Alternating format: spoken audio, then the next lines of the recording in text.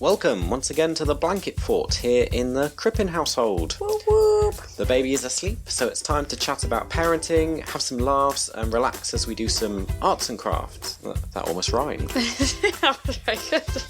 So Emma, what are we talking about this episode? This episode we are talking about the realities of being a parent. This episode is called First Time Parents. Whether you're listening to this in the middle of the night, while breastfeeding, cleaning, driving, working, whatever, it's time to unwind. Here with me, I'm Elliot, Babata Lily, and as always, my wife Emma, Mamata Lily. Do you want to say hello? That's actually like you introduced me after anything. Do you want to say something about you? Who are you, Emma? What defines you as a person? I'm Emma. I'm a translator. And I come from a huge family, so I have 5 sisters, and I'm a quadruplet, so it means I have 3 other people who are the same age as me and look very like me. Yes, identical quadruplet. Identical. See, I said she was the interesting one. I am. Although I would say nowadays we look quite different because, you know, we've all gone through, like, different stages in life, as in some people had babies sooner. So my sister recently just had her baby. But now we're all parents, so it is interesting to compare. We've got a lot of children in, I say in the family, in my adopted family, in your family. In my family, yeah, a lot. So we've had quite a lot of experience. So my parents have 14 grandchildren. Is that right? That seems a lot, but I think you might be close. 1 second. It's 12. So 12 grandchildren. So it's a lot. Whereas I'm an only child, so very small. So your parents have 1 grandchild. Yeah, that's it.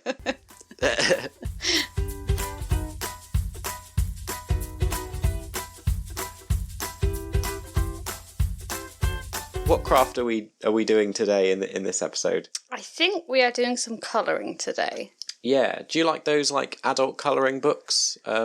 They're kind of all the rage, I felt, at one point. I feel I see less of them now. I just prefer drawing myself, to be honest. But you definitely like them more. I quite like. It's quite therapeutic doing some colouring. I think I like more of a... Well, I guess you could be more creative with it. I just prefer to sit there and draw something. Well, stay tuned till the end to see how that turns out, whether you like how the colouring has gone. Yeah. I have to remember who did this colouring. It was so long ago. I think it was me. Was it you? Okay. Yeah. Well, we could say it's you. It's fine. Whatever. Depends what it looks like. Can't remember. You'll have to decide at the end whether you think it was me or Emma that did the colouring. Yeah. You might be able to tell from the hands. Yeah, probably.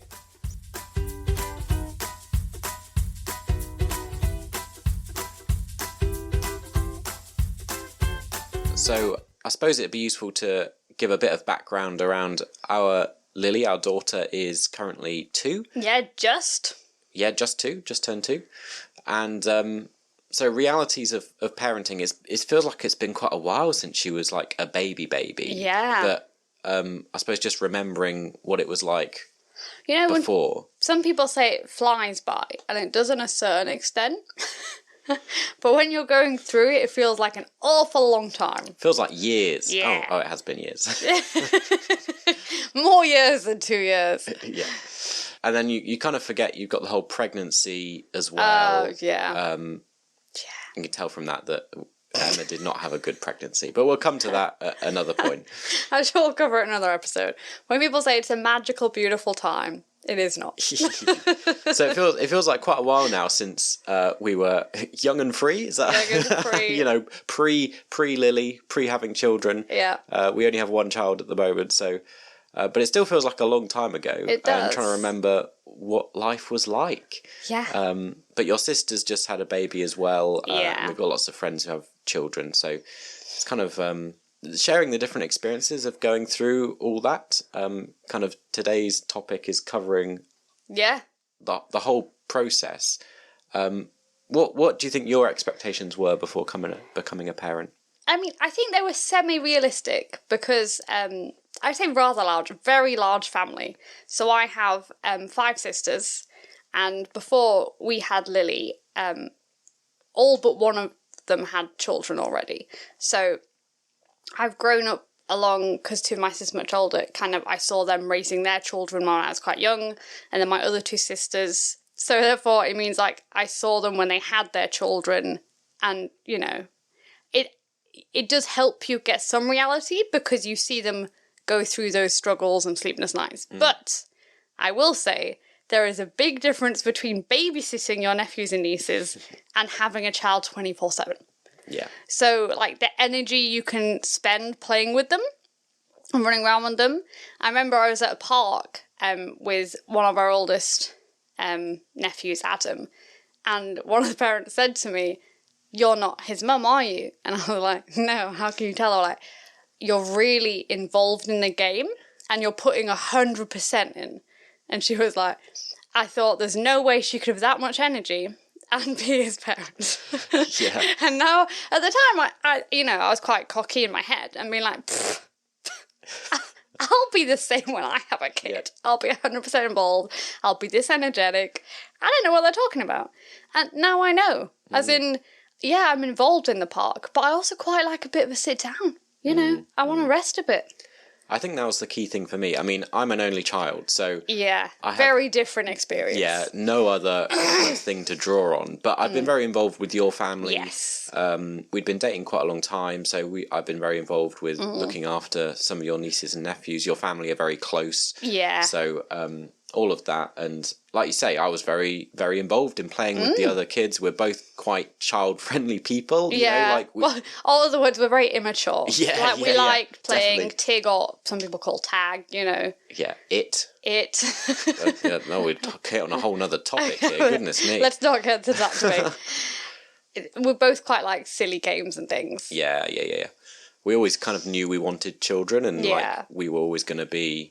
Well, this is a separate issue, but when one of my sisters was going through a difficult breakthrough, I was saying it was really key that when we first met, we already knew me and Elliot wanted very similar life goals. So, like, not in the first conversation, but, like, within dating very soon, we both had said we wanted children, you know, we'd say names and stuff. But despite all that, it's definitely not as I expected. It's not idyllic, is it? No, like you were saying, just about the energy levels, I think I had not... In my head, it was like a sprint, you know, like you get through the difficult baby stage and then you have lots of energy. Like, we were good with playing with children. We like really enjoyed it, but you realise it is such a marathon, like, and you're tired all the time. And it does get easier, but it also gets harder. This is my sister Kirsty's just had her little girl. She was like, "Oh, how does the sleep get better?" And I was like, I mean, it does when they're a toddler. As a baby, I would say, no, you just cope better. You just learn to live without sleep. And she was like, that's not helpful. But then I talked to her yesterday and she was like, you're right. I just can do stuff on less sleep. Like, I've just learned I can cope with that less sleep and I'm just doing it. We'll talk about sleep in a future podcast. In another episode that we've already recorded. Yeah. But I suppose sleep's just one element of it. It's a huge part, but we're reminded of this, I suppose, currently because we're going through another big challenge. And this is, you know, the reality of parenting, that it is hard in different ways all the way through. And I really hadn't expected this, in that I was really naive and I thought parenting and child development was like a linear line. I was thinking, you know, it starts off at this point and we just slowly get better. They learn skills and it goes, you know, it gets better. I never realised that you have regressions and that behaviours come and go and you can move backwards. I'm like, what is this? Moving like... Yeah. So at the moment we've got the huge challenge of a toddler who's having tantrums, specifically around not wearing any clothes. Yeah, and it's really difficult because sometimes the techniques I use work, and I think I've done it in that I'm like, great, we had like a race to get dressed, and that works sometimes well, but the problem is sometimes it doesn't work. And it's when I was saying to Elliot one night, I've cracked it, I went in a room, I did the race, she wore pants, I was like, great, we've done something, you can go to bed now. Turns out it doesn't work every day, and even when it does semi-work... because she's a toddler getting dressed, sometimes the clothes aren't on properly, but she doesn't want your help to put them on properly. So now, my current technique is, this may be a tip, it might not work, is I get dressed and then pretend I have a problem and she has to help me, or Elliot has to help me to show it's okay to ask for help when you're getting dressed. Like, you don't have to be independent. This has not currently worked yet, but I'm hoping slowly it gets into her brain that that's an okay thing. I suppose the overarching theme of what we're talking about is constantly just going to be, and parenting is hard. Like, yeah. It's not easy. And it's... Well, this is another podcast I was listening to. Oh, yeah. With, I can't remember what her name is. She was in The Big Bang Theory, Amy. Oh, yes. Yeah. She does a podcast kind of about parenting, I think. And she was saying how she respects that some people say they're too selfish to have children, in that she was like, it is a full-time job. Like, it is hard, and you have to give up a lot. That's just the reality of it. So, like, if you say you're too selfish, you're probably right, because it's a very selfless job. Mm. You can't sit there and go, I really want to do this now, because you're going to have to, factor in your child. Yeah. And it just seems impossible sometimes. Like, we've been going through quite a good phase recently where we've been able to do more and more. We've been able to go out more. We got through the baby phase. I thought, yes, we're finally here. We can do stuff. Yeah. But now we're back in a phase where it feels just impossible to leave the house. Yeah. Because we have to get her dressed. And if we have to get her dressed, she's going to have a tantrum. Yeah. And it's just so like, it's just this weight on you because it's just, everything feels impossible. It definitely reminds me of those early baby days, because I know a lot of parents have a similar experience, and we did at times. Yeah. When you've got a newborn and it just, getting out of the house feels really hard. It's just constantly draining on you, that everything feels difficult. And what's harder, some parents seem to cope wonderfully. So or seem to cope wonderfully. That's what I mean. That's the thing. You see them and they go, we've been to a concert with our baby, or we've been to on a huge hike, and you're like, how? How have you been to Glastonbury or something with your child? I see them on TikTok and they're like, it was the best experience. And I'm like, was it? Yeah.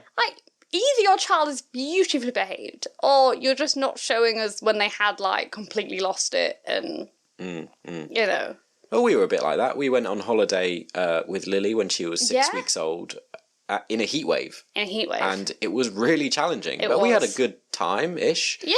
But, it was hard. I came back from that thinking, well, if we can do that, we can manage anything. Yeah, that's true. It was quite fun though, actually. But yeah, I think this is another topic for another day. But it was more interesting seeing our friends without children react to us having to give things up. So we were going to go on a walk, and one of my best friends was we can still go on the walk. We'd made it only 10 minutes into the walk, but it was too hot. Lily wasn't happy, and I was just no, we're going to have to go back because it's just too hot. And my friend was like, no, it'll be fine. And I felt like being you don't understand. It doesn't matter what we want to do right now. It matters that Lily's uncomfortable and she's not going to be happy for the rest of this walk. And I don't want to have to force her to be happy. And I don't want to make myself annoyed because she's annoyed. So we're just going to have to call it a day. I know for you, we're on holiday and you want to do something.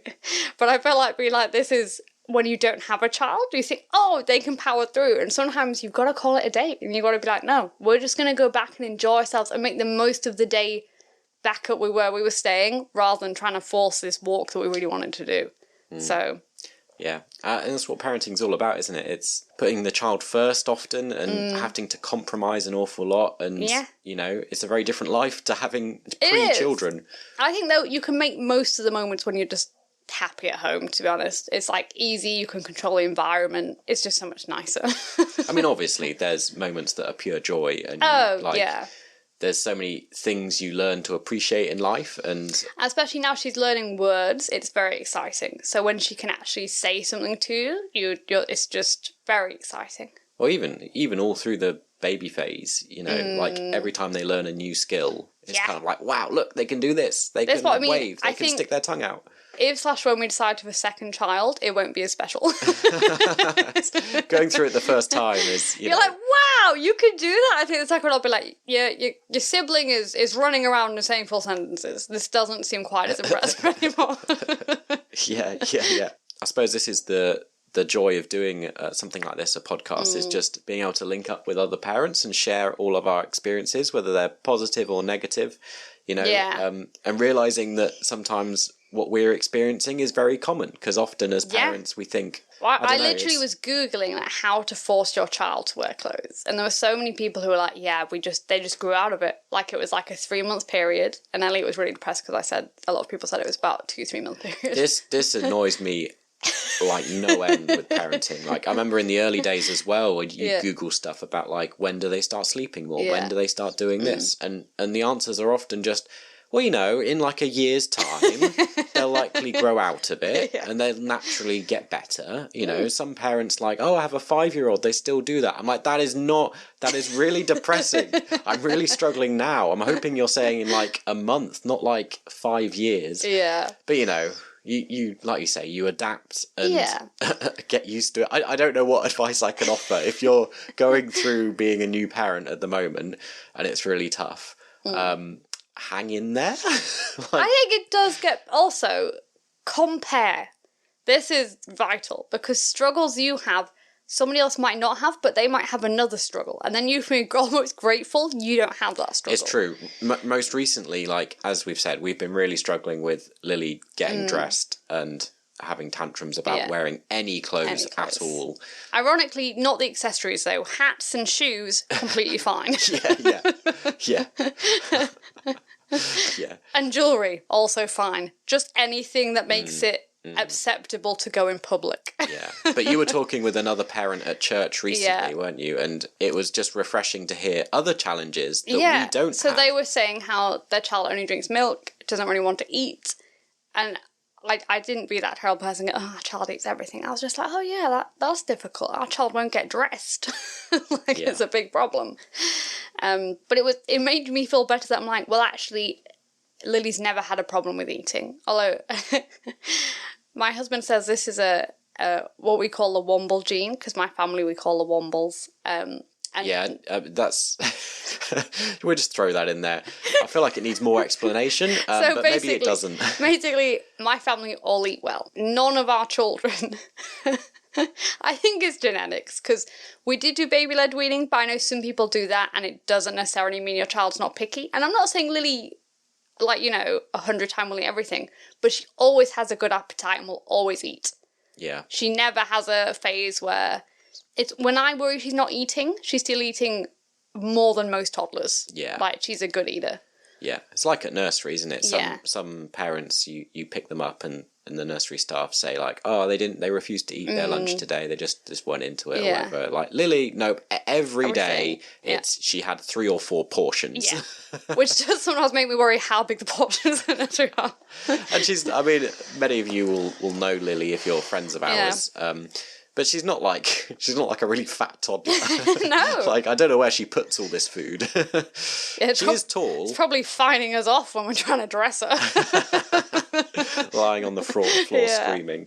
But yeah, it's a problem we don't have and other people do have. And you kind of go, that's kind of, at least we don't have that. Which I know sounds horrible, but it makes you grateful for the problems you don't have. And it makes you realise that each child has their thing. Yeah. So like Lily's thing at the minute, her tantrum is to do with clothes. Yeah. Other kids have tantrums to do with food. Like each kid is different. But it makes you kind of grateful that each child is different, and you're like, oh, well, we are good at that thing, or we do better at this thing. Like, I mean, particularly in the toddler stage where you're going through that sort of stuff. But even as a young child, like, Lily slept fairly well from an early age. I mean, not, we still struggled with sleep. Yeah. But... And you'll hear in a future podcast, but compared to one of my sister's children who sleep fantastically, not like that. She slept well for her age, not, Yeah, I mean, where do you judge the line on any of these things? Yeah. There's always going to be children that do things better or do things worse, but... Well, it does make me think of kids with ADHD and stuff. It must be really difficult, like, if you don't always see a linear progression. Because I'm on a lot of Bluey groups, and a lot of them really like Muffin because she shows a lot of traits of that, and I think that's quite refreshing to see that in... a lot of stuff. So, Bluey, the Australian TV show that's on Disney. We'll talk about that as well in many future episodes. But probably every episode. We're a big fan of it, so and we have to watch it a lot. Too.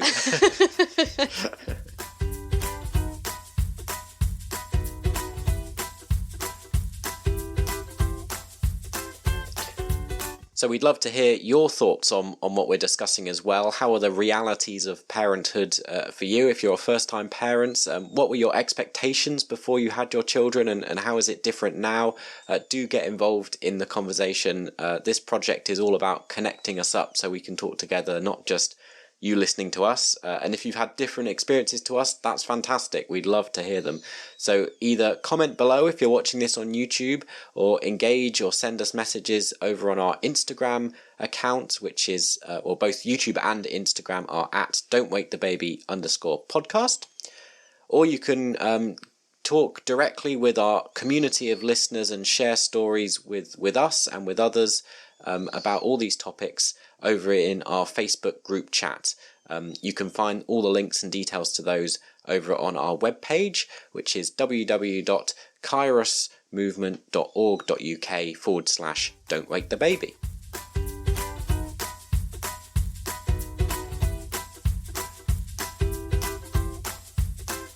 I think that's another of my expectation versus reality things, where I think beforehand I was always like, I really don't want to be those parents who their whole life revolves around just their children, talking about their children, just all of that. And I thought, oh, well, we'll still retain our own lives, like we'll still do stuff we like, but no, that kind of doesn't happen. You accept that, like, you are a parent now, like it almost becomes your identity. It's so weird. It does, but it's quite nice in some ways, in that I like talking to other mums, and we have a lot of key similar experiences that do make you who you are. It brings you a lot in common with others, doesn't it? Like you've gone through a shared experience, especially where they're all different but similarities. Bad childbirth stories, nothing bonds you more. We'll definitely cover that in a future episode. Talk about childbirth. Once you've shared them, you're a lot closer. You feel like you know them. You've both been through this experience, even if it's different stories.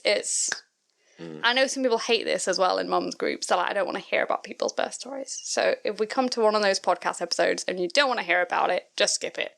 Yeah, I mean, I feel like our podcast, it is designed for existing parents. If you're about to be a new parent or thinking of being a parent, I would hope that we portray a positive light, but I have a feeling as parents we tend to share a lot more of the negative, the humorous, the tantrums, the challenges than we do. I mean, maybe we need to try and intentionally focus on sharing some of the highlights, the positive moments, but it's a lot more fun to discuss the things that go wrong. Yeah, definitely. I think people want to hear more stuff that goes wrong. Yeah. So I was just wondering what, thinking about before and after that transition from being a non-parent to a parent, what hobbies and things did you have before becoming a parent that have kind of fell by the wayside?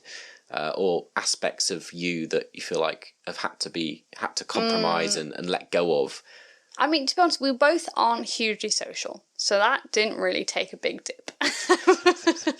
Yeah, I mean, with a newborn, you do spend a lot of your time shut away a bit, don't you? You kind of like... In regards to that, though, we did have a baby in COVID as well. So. Yeah, I mean, some people had like proper lockdown babies. We were near the end of COVID, so we weren't during a lockdown, but we were still in you couldn't go to a lot of appointments with me early on. We're in that pandemic phase where we still consider Lily to be a kind of lockdown baby. Yeah. And there's lots of stories there where you don't see anyone. Yeah. I think we used to do a lot of painting. I used to do a lot of art. I try and do crafts with Lily, or like, you'll see in a future video, I made loads of little dolls and little houses for her to play with for a Christmas present. I'm trying to think what else I did. It's so hard. It seems so long ago. I'm like, what did I do? Who was I? I mean, just to pick up on the crafting thing, I mean, hopefully that's why we've included it as part of what we're doing here, is it gives us an excuse. And we've got lots of other friends as well who are into crafting, but it's quite hard to make time to do that stuff for yourself. But I think that's important. You often envisage doing these things with a toddler and you're like, it'll be a wonderful activity. And then they spend 10 minutes on it and they're like, I'm done. And you're like, I was hoping this could be a 20-minute thing. Like, I thought this would be really relaxing and nice. It is good Lily does really like drawing at the minute, which is handy for anywhere you go, but it's still not a really long activity. But we're guilty of this as anyone. You kind of see other parents putting on, these are the activities we've done. Look at these things my kid's done. And we do the same. I think people think like, they're so creative. They do all these things. Yeah. And what they don't know is that the activity lasted like 10 minutes maximum. Each activity, you're like, they did so much that day. Yeah, in like a 40-minute period, we had 4 different things. And then they were watching TV. Yeah. And then I felt like I've done a lot of stuff with the child now. I think they're allowed to just sit and... So arts and crafts stuff, we did a fair amount of. I suppose in that regard... We went on long walks, a lot of walks. Yeah. We liked going to like... if anyone's in our area, we like going to Brimham Rocks and stuff. We still go with Lily, but significantly less. Yeah, like trips out, walks in the woods, that sort of thing. Even holidays. Yeah. All of that we did a lot more of pre-children, which is understandable, but you kind of... I don't think you really realise how much you give up. And like that sense of like holidays will, for a long time, never quite be the same. Like, no, it's not going to be the same relaxing atmosphere. Stressful. Yeah. Because your child's in a new place. I mean, Lily's quite good in that she's kind of happy as long as both me and Baba are there. But it's also the case of, it's all a bit overstimulating the first day. Because she's normally fine 3 days in, but that's 3 days, of your holiday that you've paid to be somewhere really nice and your child's kind of acting up because they're not used to it. So typically, always by the end of the holiday, she's really likes it and is beautifully behaved. But... And even when she was younger, it's kind of the same, isn't it? Like, they might not act up in the same way that they do as a toddler, but they struggle sleeping or refuse to feed, or like just the throwing them out of their routine is always challenging. It's always quite hard to explain that to people because, again, pre-children, you never quite really realise how much you've got to stick with that routine. Yeah. And like nap times and stuff, it like... Well, a lot of them are just non-negotiable. As in, if Lily doesn't have her nap at the right time, it's just not good. The rest of the day's gone. Because you can have a moody, tantrum-filled toddler. And even as a baby, she'd be grouchy the rest of the day. And that's one of those things, isn't it, where I suspect however your child acts, as parents, we probably envy each other. Yeah. So I suspect those that, their children nap whenever, just on them, just out and about, are probably looking at us and going, I wish my child napped at a set time and was regular and you knew what to do when you're doing stuff. Whereas we look at people that have their child can nap any time out and about just when they're tired, and we go, that's great. You can take them anywhere. We have to get home for a certain time and put them in a bed. Otherwise, or a cot, whatever age they are. Otherwise, she won't sleep. No. And you've got to keep to that routine. It's benefited us as well, so... But, And we're both people who quite like routine, so... Yeah. I was trying to think, before having Lily, I did a lot more photography and, I do creative stuff, but in other ways, like not just arts and crafts, but, I enjoy doing that sort of stuff, but I do a lot less of that now. I would say you do start doing other stuff, though. So, if people don't know, I'm getting into fitness now, which I haven't been into for years. It kind of is 1 hour a week I do, and then I try and do, at the minute, like 10-20 minutes each night of just like weightlifting. But I never was into that prior to child, and then suddenly I think your perspective changes, and suddenly I was like, you know what, I just want to be strong. Like, I want to be healthy. I'm going to start putting an emphasis on that. The other thing that changed, well, not sort of changed, but we kind of intentionally changed, which is really bizarre, I suppose, is we both kind of went out and bought dad clothes and mum clothes. Yes, yeah. And not that we were both particularly into fashion or anything like that beforehand. Most of my family will say Emma is not fashionable. Because I still do now to a certain extent, just wear sporty clothes all the time. Yeah. I'm not sure. I think people have an interesting view of me. Was it at Lily's dedication, those feedback things for Lily to read when she was older? I think people think you're quite stylish. Do they? Yeah. I thought people were saying it in jest. No, I think people were generally saying you were stylish. Oh, I thought people were saying like, oh, your Baba has an interesting sense of style. No, I don't. Okay. I don't know if it's in comparative to her mother. They're like, oh, he dresses pretty well. Your mum's always pretty casual. But yeah, we then kind of moved to like more. I think we did actually opposite things. You moved to like as comfy clothes as possible. Yeah. Whereas I was like, I want to look like a father. Yeah. I think he was like, I want to look a bit older. I want to, you know. Maybe look it's like, like my slight insecurities that I'm slightly younger than He you. is, yeah. And all of our friend group. About my age. And other parent friends tend to be older than me. Yeah. You know, I'm one of the youngest millennials of our millennial Yes. cohort. So I'm always like, I want to look like an older Yeah, person. whereas I'm 2.5 years older, so I feel like I'm right in the mid-millennial group. But yeah, but it's interesting because my sister Kirsty just had a baby. She was like, you had your hair cut shorter afterwards, and she's kind of done that now. She's had a bit cut off, she's going to have some more cut off later. And she was like, oh, what did you start doing with mum style? And I was like, honestly, I just did whatever made my life easier. So I cut my hair shorter because it was quicker to dry and easier to style. Like, I wore clothes that were comfortable and quick to put on. And especially, this is a different thing, but if you have a C-section, you can't, you know, just suddenly be fashionable. You want comfort because you've been through a lot. It's painful. You want to feel secure. Like, very different. I would also say I used to wear more like... I'm actually wearing quite short shorts today, but I used to wear shorter things, and I'm slowly... I think this is a confidence thing, though. Like, after I'd given birth, I didn't feel that attractive.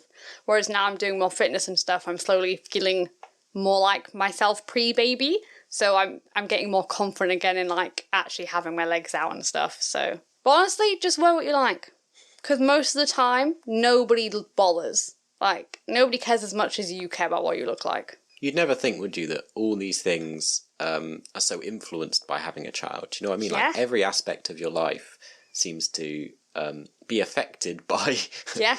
a little baby that comes into your life and like changes how you view yourself, your fashion, like Your finances. life. Oh yeah, yeah. I suppose that's definitely one thing that I had not anticipated before having a baby was. Well, I also didn't. I don't think we ever considered how expensive nursery would be. Well, just anything. Like every stage, things surprise me how much it costs, and I know, you know, as we're living through this, we're going through a cost of living crisis. And again, that's another thing I'm sure we'll discuss later is, you know, parenting in this day and age is very different to how our parents experienced it. I think... And I'm not saying it wasn't hard. I just think that we have much different challenges. Yeah, and a lot of those do relate to things like cost and availability of stuff. But... Once again, topic for a different time. But that shocked me. Like, when I was like, so you're saying... the majority of my wage will go on childcare. Yeah. It's more expensive than our rent. Yeah, very expensive. But at every stage, like when she was younger and we were doing baby-led weaning, you know, I never thought that things like our grocery bill and shopping would go up significantly. Not until, you know, I imagine it as a family as we grow. You have maybe when you have like 2 kids that are eating through the house. Even 6-7-year-olds, you think, oh, they eat more. Yeah, but as a baby, I was thinking, it won't cost us that much more. But you don't realise how much stuff gets thrown on the floor. It just goes straight in the bin. A lot of food waste. How many things you have to cook just so that they have a choice of food and then they don't eat any of it. And then it's like, well, I suppose I should eat it. But then I'm like, what meals do I mean, diet is another thing that's changed quite a lot. I mean, I don't really have meals anymore. I basically eat Lily's leftovers for most of my meals now.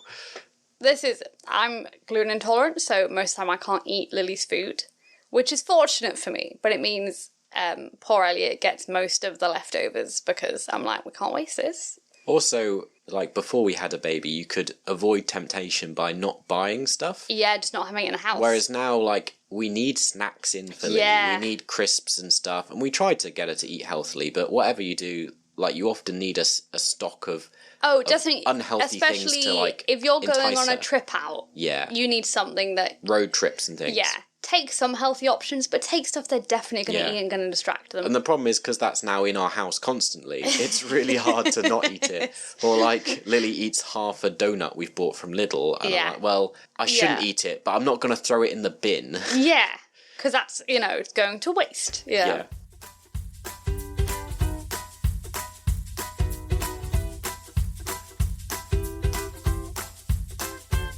So the Don't Wake the Baby podcast that you're listening to is in partnership with the Kairos Movement, a project by the Methodist Church, which we're a part of. Kairos is a pick and mix network of groups and activities around Yorkshire, some spiritual, some for community, some for helping others, and you can pick and choose what works for you to help you flourish. And we're also supported by the Methodist Church, which I work for, and which Emma volunteers for. I volunteer for. We're both very involved. You can find out more about Kairos and the project here and everything else over on our webpage, www.kairosmovement.org.uk/Don't Wake the Baby.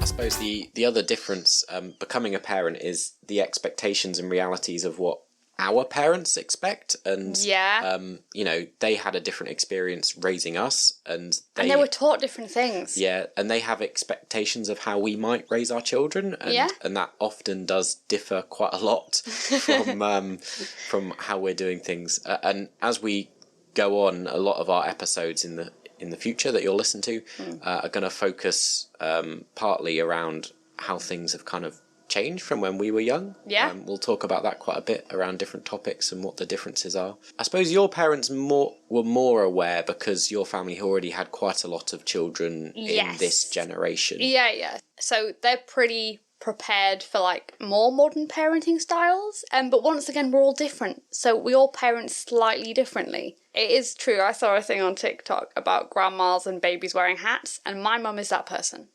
Newborn baby has to be wearing a hat. And I'm like, Mum, our baby was a summer baby. And my sister Kirsty's new baby is a summer baby. Not only a summer baby, we were both born in like a heat wave. Yeah. You know. And Mum's still very adamant, why isn't the baby wearing a hat? Yeah. And I saw on TikTok, they're like, all grandmas are like, why isn't the baby wearing a hat? I was like, yeah. Yeah. That's exactly what it's like. It's the thing of just in her head, a baby should always be wearing a hat. Why wouldn't it be wearing a hat? It'll get cold. And I'm like, it's really, really hot. In what world do you think it really needs a hat? Like you say, all your sisters parent quite differently. And so even though your parents might be slightly used more to some prepared rules, to the reality, it still different for each child about what. And that speaks volumes because we're identical. You'd think we would parent all in the same way, but we don't. Yeah. Whereas my parents had nothing to go on really, No. and just had whatever their expectations were. I mean, in relation to grandparents, I think a big thing that shocked me was how much modern parenting it relies on a lot of support from grandparents. Like, well, if you don't want to pay for your child to be in nursery every day, you kind of have to. Yeah, I mean, it'd be interesting to know from listeners how much like grandparents and stuff are involved, but of our friends and people we know, like often grandparents are quite involved in childcare. And most of our friends, like we did when they went on their first big kind of summer holiday abroad, they took the grandparents with them, because if not, you've got no time to kind of enjoy yourself.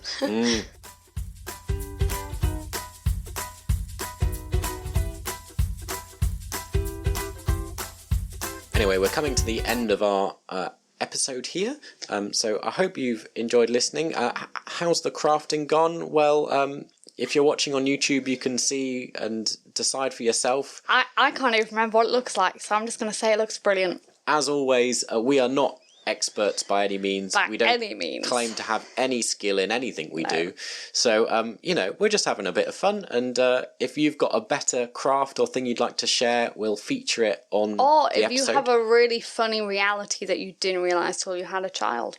Yeah, we'd love to hear it. Love to hear it. And before we go, as promised, we have a parenting tip from one of our listeners. No, from me. No, we have one from you. As this is... Well, in future episodes, we'll gather tips from you, the listeners. Currently, it seems to be me and my family that give tips because none of this has actually been released yet. My tip is, if you are planning a birthday party, a little bit before the birthday, maybe a week, check out Facebook Marketplace. Because there's so many parents who've done like a big party and have the huge balloon arches and are just giving them away for free or for like a couple of pounds, And you know what I mean? There's a lot of stuff on Facebook where parents have already spent that money doing something, and they're just going to give that away. not even just parties. Most of our journey as parenthood has been buying stuff on Facebook. Yeah, because a lot cheaper. We've bought very few stuff brand new. So it depends on your circumstances and what you're after. Oh, But yeah. I feel like these days buying stuff secondhand is a good way to go. It is, definitely. And then once you're over that stage, you can put it back on Facebook. Like, it just goes, Yeah. Because most people, you're only going to use it 1 or 2 months. Yeah. Still in great condition. Yeah. Put it back on Facebook. Like our cot, put it back on Facebook. Yeah. Prams, pushchairs. Yeah. Do a lot of that, circulating them around on Facebook. Yeah. Have a second life. Great Yeah. tip. That's the tip. If you have your tip you'd like to share with us, we'll feature it on a future episode. Get in touch, either on YouTube or on our Instagram at don'twakethebaby_podcast. On the Facebook thing. On our Facebook community of listeners, join with us there.